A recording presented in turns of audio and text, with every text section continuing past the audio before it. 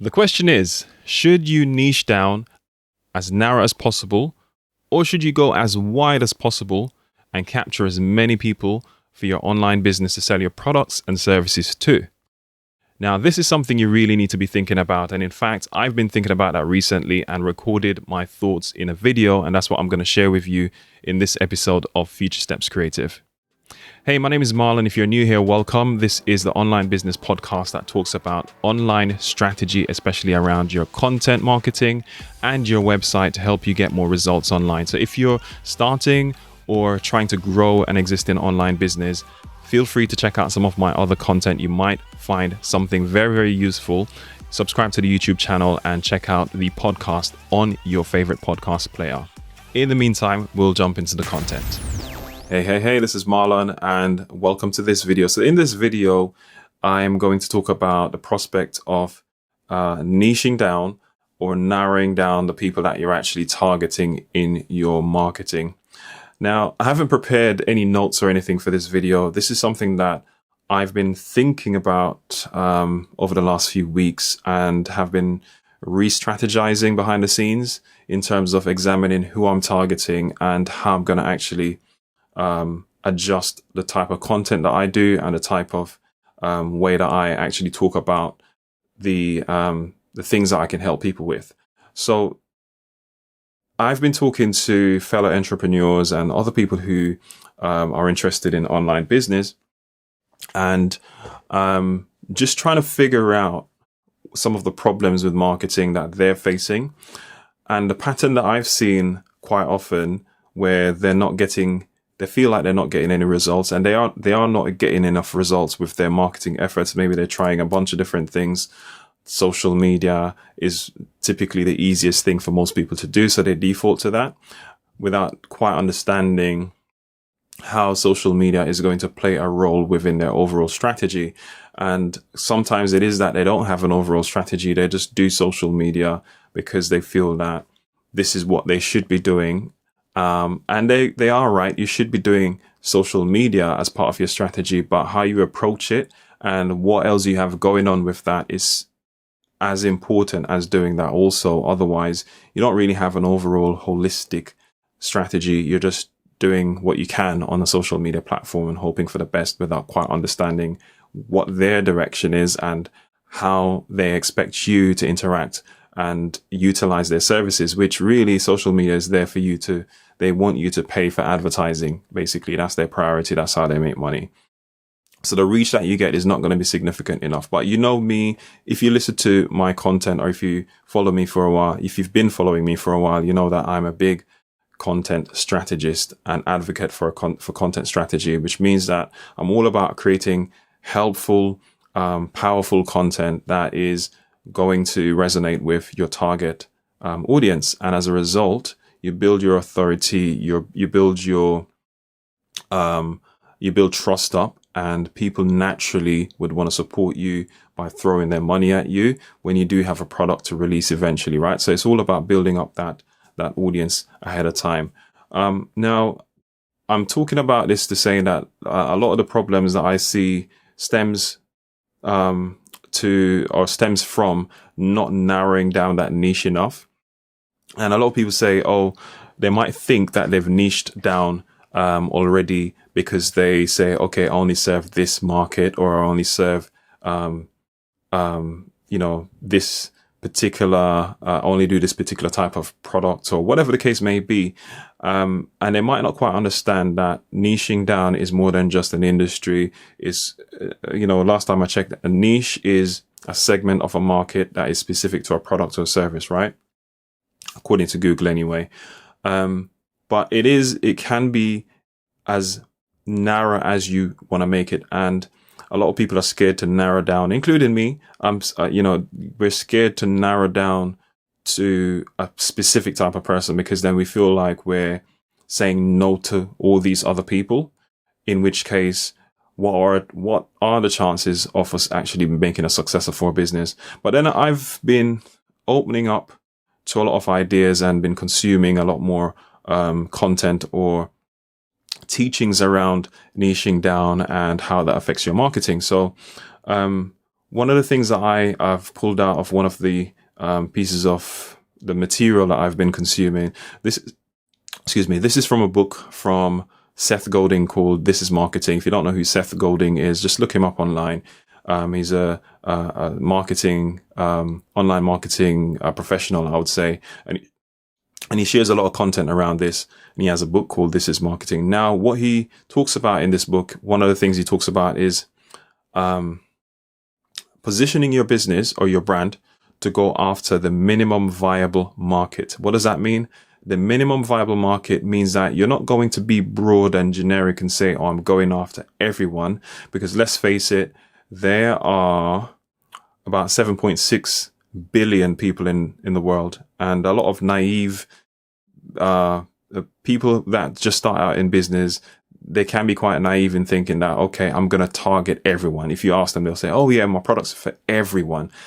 Now, obviously you can't expect everyone, all 7.6 plus billion people in the world, to actually buy your product, because people are just so different, right? With their circumstances, what they want and their taste and whatever it is they're looking for and what problems they have to solve are going to be different. So when you decide that you're going to target everyone or go very broad with your marketing, your messaging, and who your product's for, that's where you're actually diluting things down to the point where it's not resonating with anyone, because you're so broad that it's not landing with any specific person. So I'm challenging myself to kind of narrow down even more with a lot of the things that I'm doing. And I'm challenging you to do the same, or think about this, at least if you're creating a product or creating an online business or a business in general. Or if you're already up and running, but you're thinking, okay, I'm not getting the results I'm looking for. Look at whether or not you can niche down even further. And a minimum viable market just means that you just need the smallest number of people that you can target, smallest group that is going to be able to sustain your business and make it successful without you having to go broader and target more people on a wider spectrum and risk being and risk losing a lot of people along the way because you're just not specifically targeting this type of person. I don't know if that makes any sense. Like I said, I didn't really make too many notes or any notes on this. It's just thoughts that are coming through my head right now. What does that mean in practice? Maybe it is that we need to think about one particular person that we can solve a problem for with our product or brand or whatever it is that we're offering, and make a profile about that person, observe what they're going through, talk to them. Yeah, if you know this person, talk to them, find out what it is they're going through and what it is that they're looking to get on the other side. Don't think about what's solving the problem in terms of your products or whatever. Think about the outcome, the future, the desired future state, right? Some people might, to give an example, some people might say, okay, I want to buy a car, right? And they go to a showroom or a dealership or whatever to buy a car.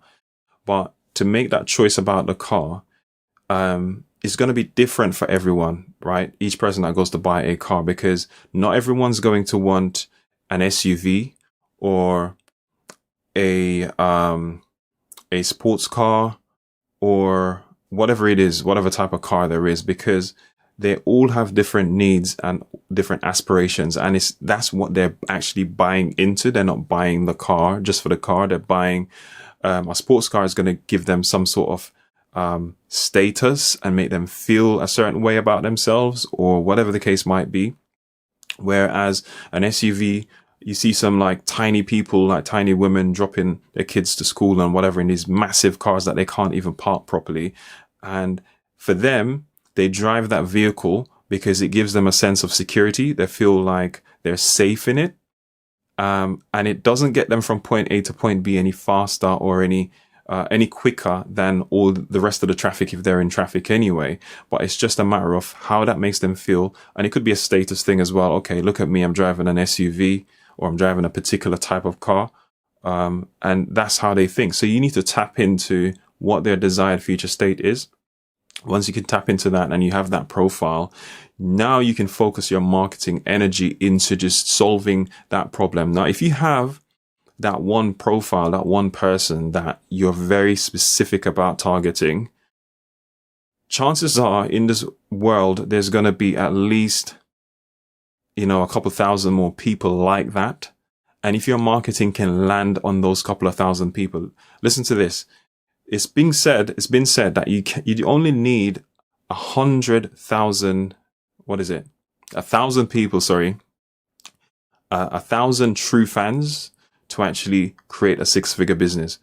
If you have 1,000 true fans that spends £100 or $100 with you per year, you've got a 6-figure business, right? So look at that. You don't need 1 million people to buy your products or services necessarily. You don't need 1 billion. We've got 7.6 billion people on this earth. There's enough for everyone to focus on a niche that is going to be viable. So the minimum viable market, like I said to you, this is marketing mentions.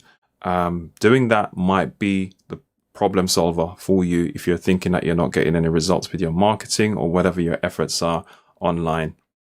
Try that out. See if you can challenge yourself. I know it's scary to think, okay, I'm going to focus on this one particular type of person and forget everyone else. Guess what? Your marketing will land for that type of person who matches that profile, but you don't need 100% match every single time. 80% match. If somebody is 80%, 70%, or even 50%, they will still most likely want to do business with you. It doesn't have to be 100% match. So you will be getting people beyond just what your profile is, but it's just a matter of, for your sanity and from a cost-effective standpoint and just being able to come up with the right solutions that you can say, okay, this is what I'm focused on. You need to narrow down. And I mean, I'm challenging myself and I'm challenging you to think about that as well.